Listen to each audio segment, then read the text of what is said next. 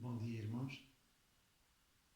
Estou a fazer esta gravação em minha casa para partilhar com a igreja e hoje vamos tratar da aula número 10 da nossa EPD. Mas antes, porém, de começarmos, eu quero pedir a bênção de Deus para este tempo, para a minha vida e para a vida dos irmãos quando estiverem a ver esta escola bíblica dominical. Então vamos orar. Nosso Deus e nosso Pai, nós te damos graças por este dia que o Senhor nos dá. Nós te damos graças por tudo aquilo que tens feito em nossas vidas e através de nós. Como nos tens guardado, abençoado, dirigido segundo a tua vontade, graça e misericórdia. Agora estamos, Senhor, abrindo a tua palavra, queremos lê-la, compreendê-la e, acima de tudo, Senhor, dá-nos um coração humilde e contrito para podermos aplicá-la de acordo com a tua vontade, segundo o teu querer e para a tua honra e glória. Abençoa-nos, Pai, como igreja, abençoa-nos durante este tempo de escola bíblica dominical e pedimos que tu cuides de cada um de nós, como só tu podes fazer. Nós te pedimos e agradecemos no nome do Senhor Jesus. Amém. Então, o nosso tema de hoje é a aula número 10, que tem como texto áureo Shema, em Deuteronômio, capítulo 6, os versículos 4 e 5. E diz-nos este texto áureo: Ouve, ó Israel, o Senhor nosso Deus é o único Senhor. Amarás, pois, o Senhor teu Deus de todo o teu coração, de toda a tua alma e de todas as tuas forças. Esta oração, bem como mais dois textos em Deuteronômio capítulo 11 e Números capítulo 15, fazem parte das orações dos judeus ortodoxos até o dia de hoje.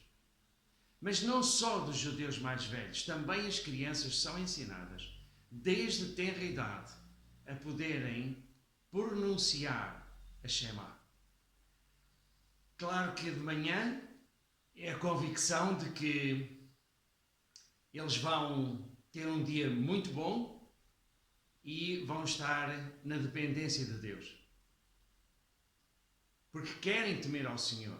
À noite já tem um outro aspecto, é o desejo de um sono tranquilo e de uma vida tranquila.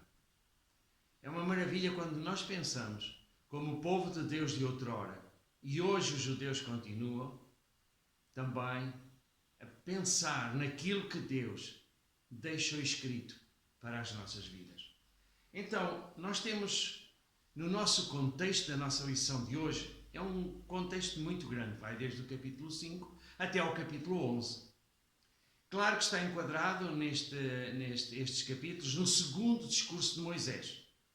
Ali ele expõe os 10 mandamentos, logo no início do capítulo 5, dos versículos 11 até 21, e depois ele nos relata uma série de mandamentos ou também ordenanças, podemos chamar assim. Então ele começa por explicar logo a seguir aquilo tudo que aconteceu no Sinai, quando o povo estava ali e o Senhor deu a lei. Moisés relembra que todos eles, ainda que hoje uma segunda geração, já estavam lá no Monte Sinai. Depois ele fala sobre a conquista de Canaã. E, mais uma vez, dá uma ênfase muito grande a lembrar-se que o povo de Deus se lembra do Senhor continuamente. E ele termina com a bênção e a maldição. Ou seja, Deus coloca diante do povo estas duas realidades, a bênção e a maldição. E o Senhor diz porque abençoa e diz porque a maldição vem sobre a vida do povo de Deus.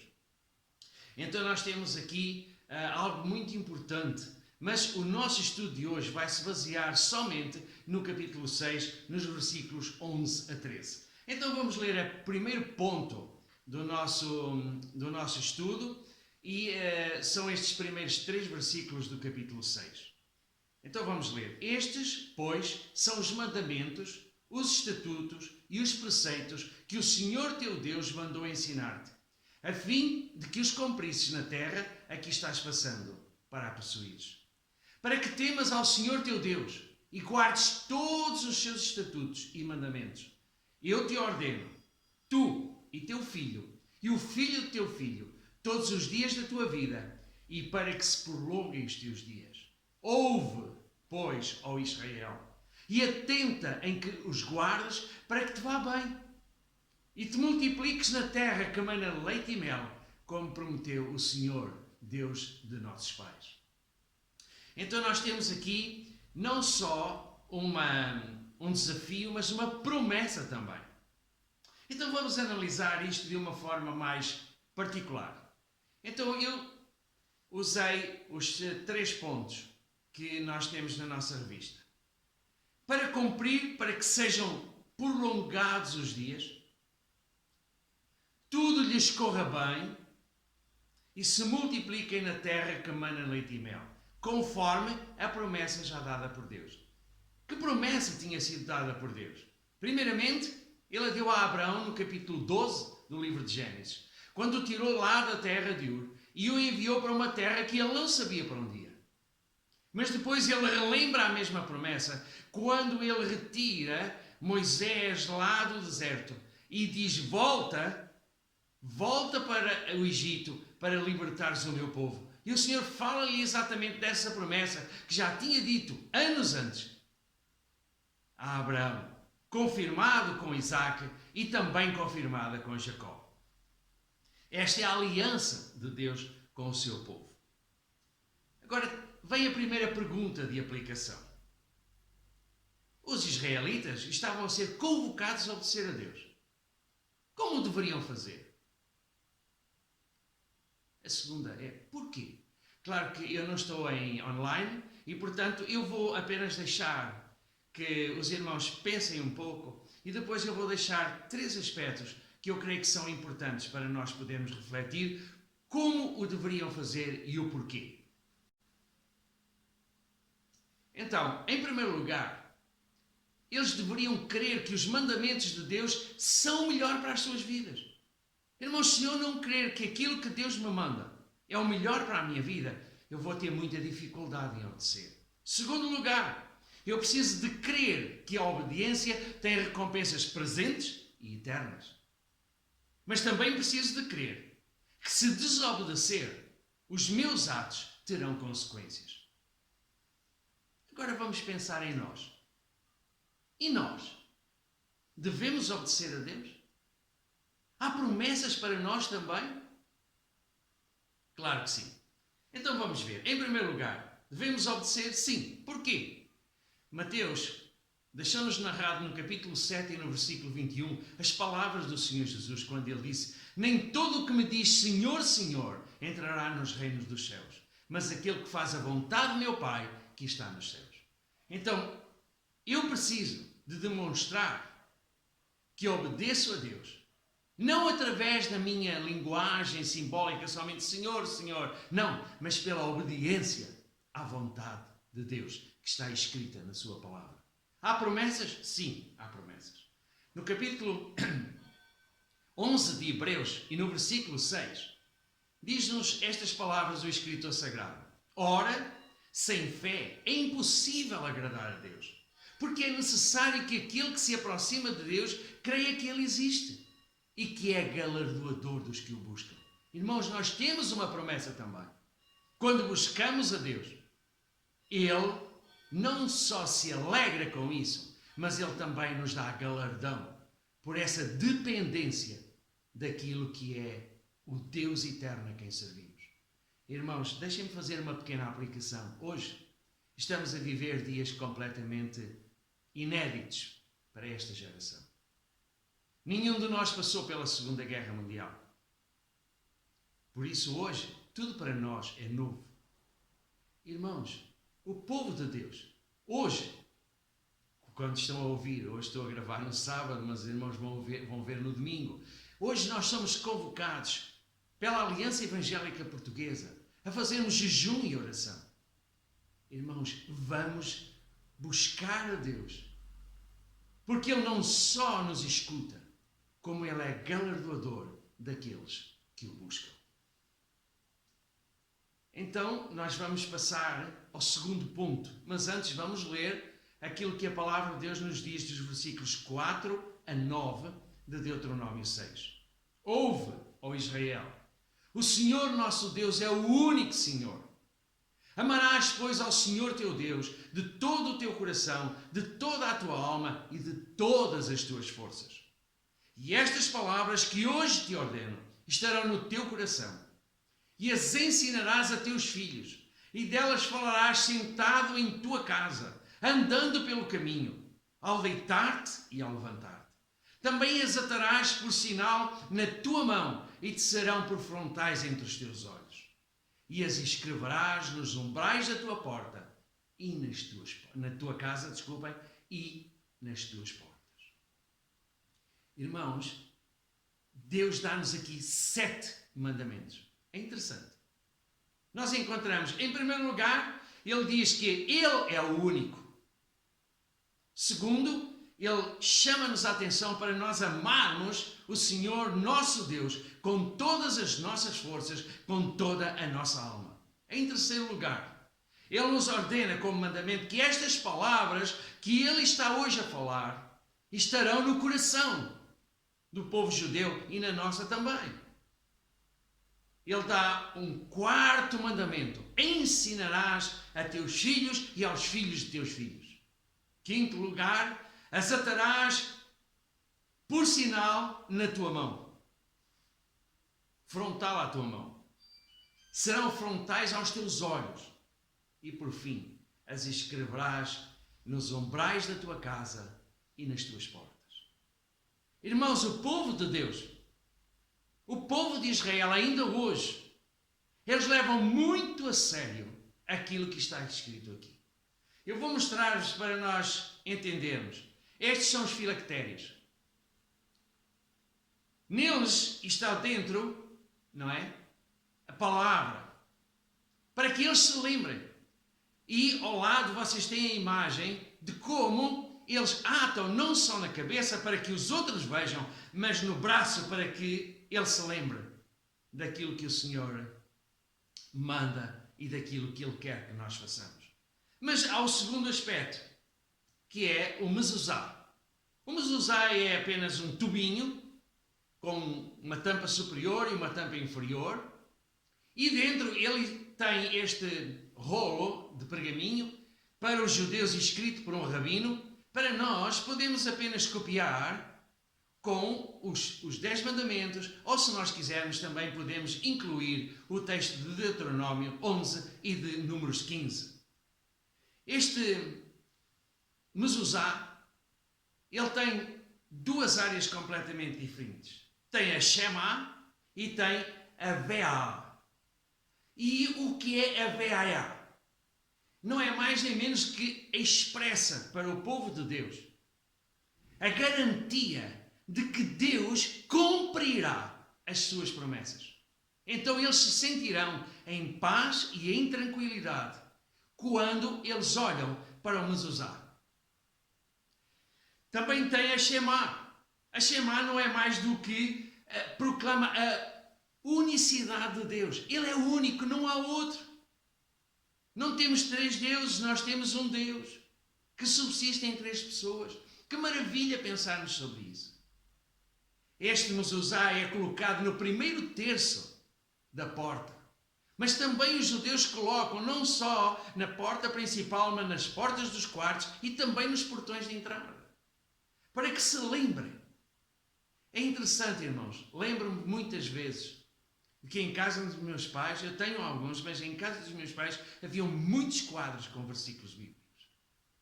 Ainda hoje, alguns irmãos mais antigos têm espalhados pela casa quadros com versículos bíblicos, com promessas, com desafios.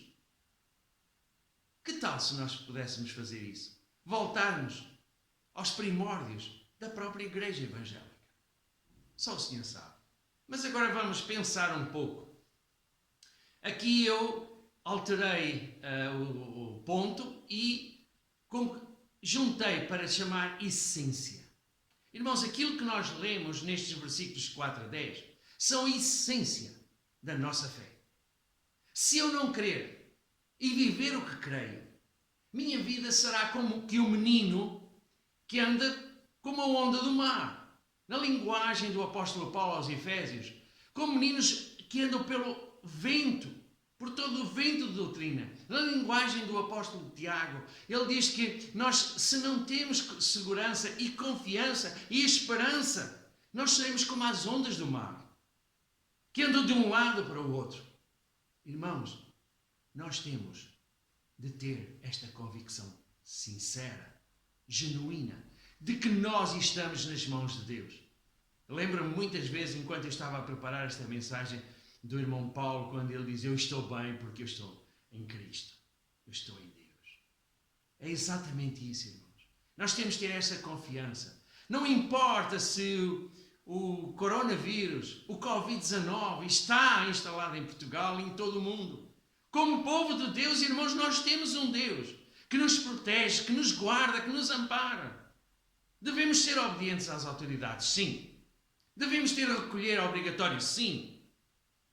Mas isso não retira a nossa confiança de que quem nos guarda e quem nos mantém, como Ele quer, é Deus. Porque nós somos seus filhos. Ele nunca se esqueceu de que nós somos seus filhos. Muitas vezes nós nos esquecemos de que Ele é o nosso Pai. Mas há aqui algo que transmite e que nós precisamos de pensar.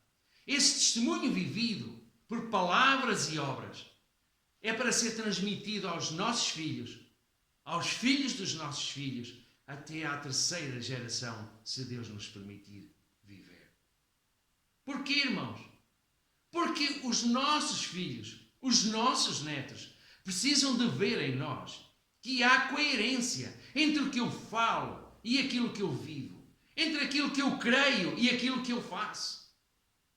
Extremamente importante. Porquê? Porque se isto não acontecer, irmãos, vai criar uma relatividade em relação à igreja, vai criar uma relatividade em relação a Deus, vai criar uma relatividade em relação a tudo. Porquê? Porque deixa de haver convicção nos nossos descendentes. Irmãos, lembram-se daquela ilustração que tantas vezes é dita, tantas vezes. O pai que chega à casa e diz: filho, nós não podemos mentir, nós não vamos mentir, tu não mentes, filho. Mas passados uns dias, vem alguém à porta e bate. O filho vai e olha, e espreita e diz: papá, é fulano. O filho diz que eu não estou cá.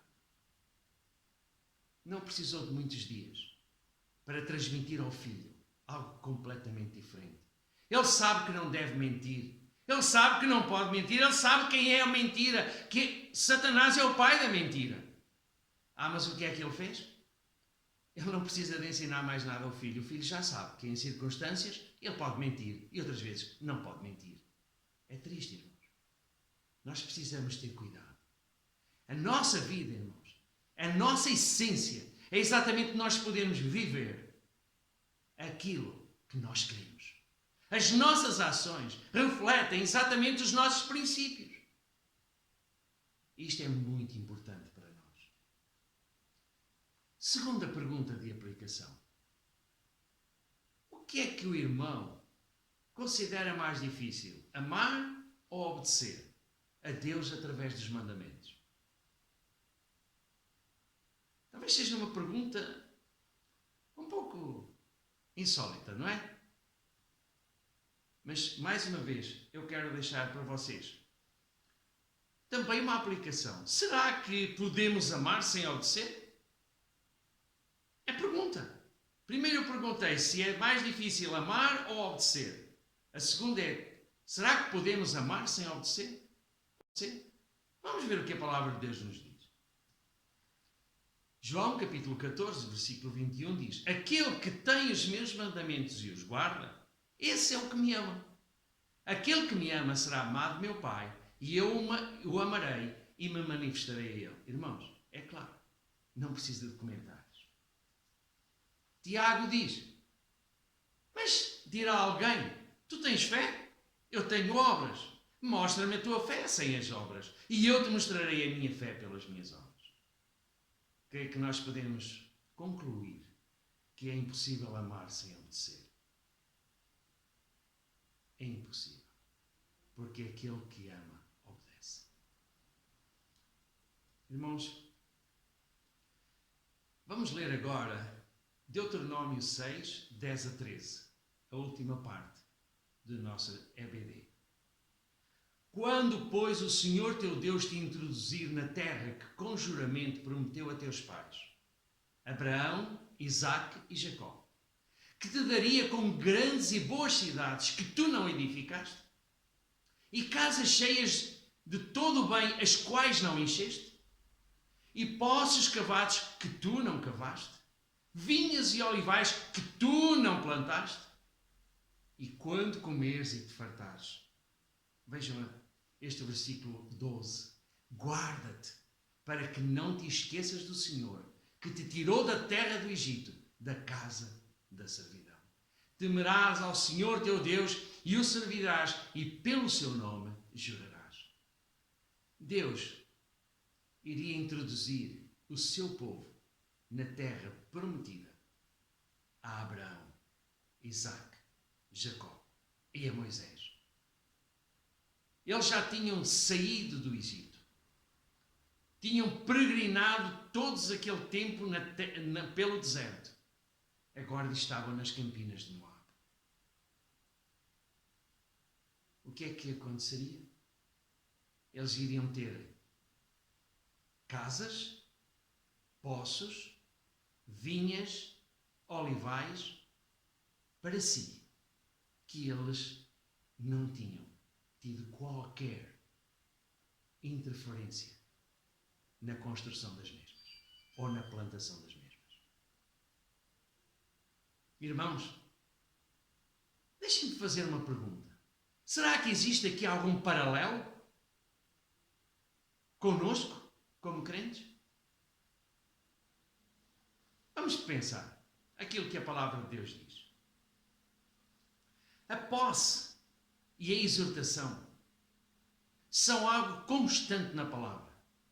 Nós somos muito esquecidos, irmãos. Muito esquecidos. Então, por isso, Deus promete, mas Ele faz a seguir a exortação. Então, Ele chama a atenção que eles vão possuir a terra que é graça. Mas a exortação é: não se esqueçam do Senhor. Temam ao Senhor seu Deus.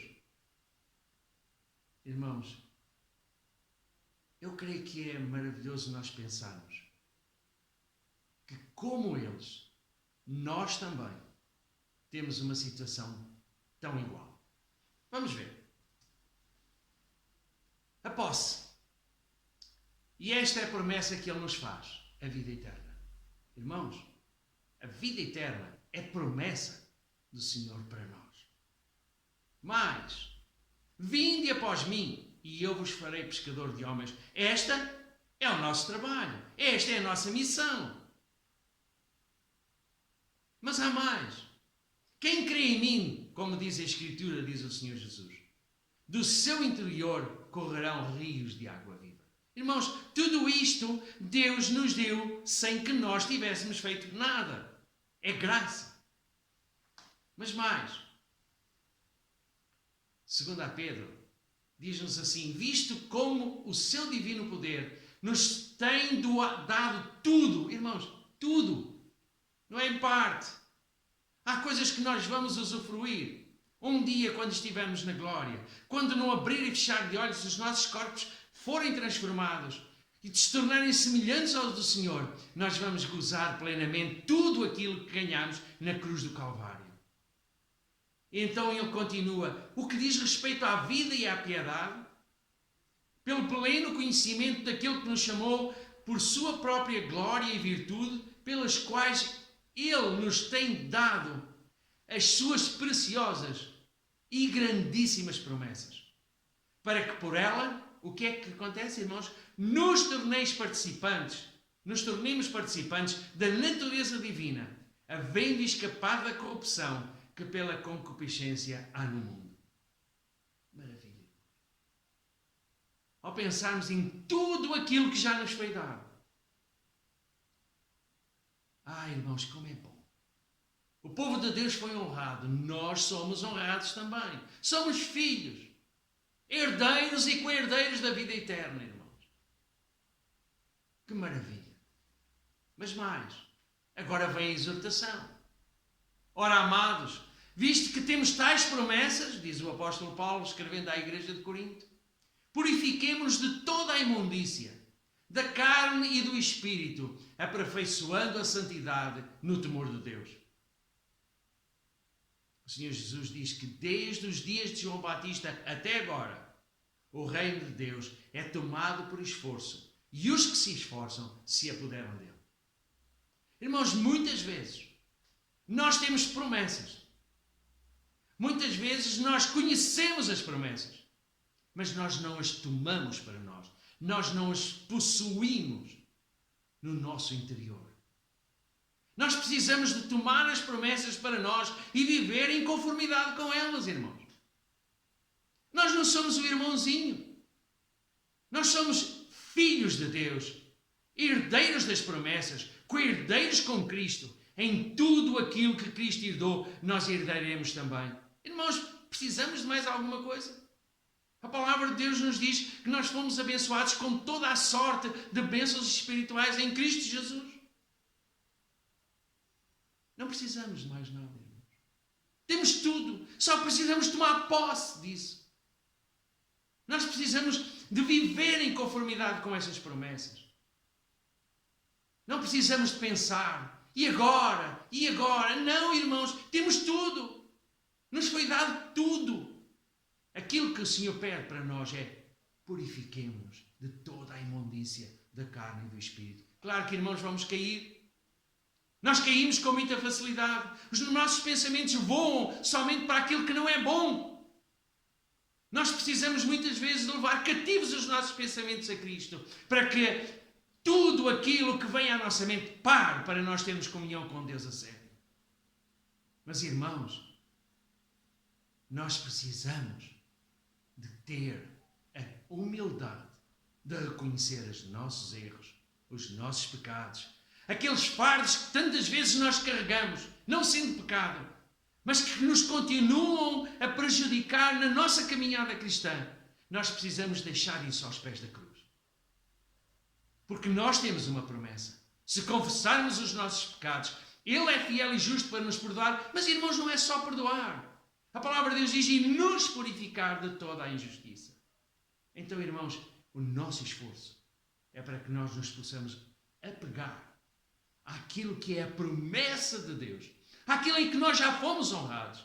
A palavra nos diz que nós estamos assentados nos lugares celestiais em Cristo Jesus. Eu não consigo compreender, irmãos, mas eu creio naquilo que a palavra de Deus diz. Eu não sei o que é estar hoje aqui, ponto de soro, mas em simultâneo estar assentado nos lugares celestiais em Cristo. Não quero falar sobre teologia posicional, não importa isso, irmãos. Importa uma coisa: eu sei que estou lá sentado e sei também que estou aqui. O meu lugar está lá, irmãos. Eu estou lá. Que maravilha! Que bênção! Então, aquilo que Deus já fez por nós nos deve levar a pararmos para pensarmos e nos apropriarmos de tudo aquilo da qual nós já temos direito. Então, irmãos, nós continuamos com a exortação da palavra.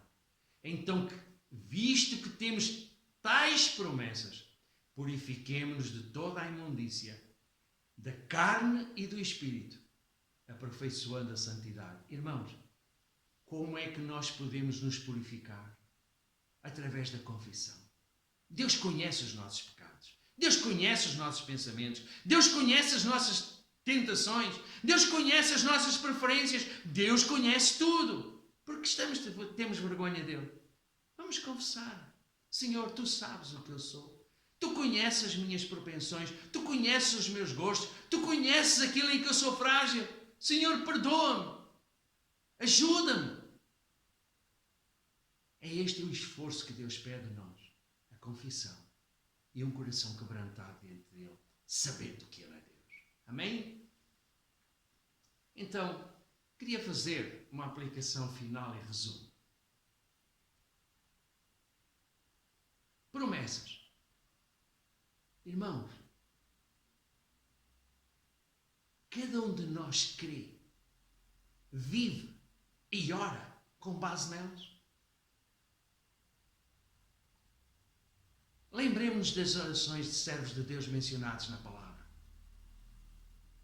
Irmãos, eles não estão a lembrar Deus de nada. Quando Neemias fala, ora ao Senhor. Quando Moisés ora. Irmãos, eles não estão a lembrar. Deus sabe todas as coisas. Mas isto é promessa. E é com base nela que eles firmaram a sua oração. Isto é orar a palavra, irmãos. Não é o que eu penso, o que eu gosto. É aquilo que são promessas que Deus nos dá. Eu preciso de orar a palavra. Eu preciso de crer. De crer que as promessas são para mim. De que eu não vou abrir mão delas, irmãos. Eu não quero abrir nenhuma mão de nenhuma promessa que Deus me dá. Eu quero fechar a minha mão. Eu quero guardá-las no meu coração. E viver por elas. E é com base nelas que eu oro. Irmãos, hoje, vamos aplicar isto. Irmãos, o povo de Deus. Há uma irmã que, inclusivamente, a irmã Helena postou isso no Desperta Débora. E temos pensado muito sobre isso, irmãos. O Senhor separou o povo de Gósen. Irmãos, vemos que Deus fez distinção entre os egípcios e o povo de Israel. Irmãos, Deus é o mesmo ontem, hoje e eternamente. Da mesma maneira que Ele separou, a igreja pode clamar ao Senhor: Senhor, separa-nos desta epidemia, desta pandemia. Separa-nos, Senhor. Tu tens todo o poder, Tu és Deus. Da mesma maneira que separaste o Teu povo de Israel, faz isso connosco, Senhor. Somos Teus filhos. Somos herdeiros e co-herdeiros das promessas. Eu preciso de orar a palavra. Eu preciso de crer de que o mesmo Deus, o meu Deus, é o mesmo ontem, hoje e eternamente. Suas alianças não perderam a validade. Suas promessas não perderam a validade. Algumas são para o povo de Israel, mas nós somos o Israel de Deus. Então podemos também usufruir daquilo que Israel usufruiu de acordo com a sua vontade. Segundo lugar, irmãos, a nossa essência. A nossa conduta é baseada no agradar a Deus acima de todas as coisas. A quem é que eu procuro agradar, irmãos? Quem é para mim a pessoa mais importante? É Deus. É a pessoa gloriosa do Senhor Jesus Cristo, meu Senhor e Salvador. É Ele que eu quero amar. É Ele que eu quero servir. É Ele que eu quero obedecer. Então eu preciso de pensar: a quem estou a agradar? A Deus ou aos outros? A palavra de Deus diz que maldito o homem que confia no homem. Eu não preciso de agradar a homens, irmãos. O apóstolo Paulo diz que não tinha medo do julgamento humano. Importa-nos mais compreendermos que um dia vamos comparecer perante o tribunal de Cristo, não para condenação, irmãos, mas onde serão julgadas todas as nossas obras e onde receberemos o galardão. E é lá que eu quero receber o galardão, não é aqui, irmãos. Aqui posso ser maltratado, posso ser ofendido, posso ser incompreendido. Mas a minha busca tem de ser agradar ao Senhor acima de todas as coisas. Em terceiro lugar e último, irmãos, temos tomado posse do que nos foi dado. Não do que pensamos, irmãos, mas daquilo que a palavra de Deus nos diz. Deus deu-nos promessas. Deus mostrou-nos as promessas. Deus deseja que nós tomemos posse delas. Irmãos, é pela graça, mas é com esforço que nós tomamos posse delas. Eu tenho visto hoje alguns crentes que têm dificuldade em entender a situação atual. Irmãos, não vamos buscar doutrinas, interpretações, às vezes tão complicadas, para justificar a situação presente. Basta-nos olhar para o Apocalipse, irmãos.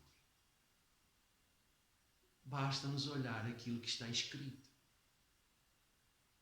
Irmãos, Deus vai ser glorificado com esta pandemia. Eu creio. Eu creio que Deus vai ser glorificado, como eu não sei.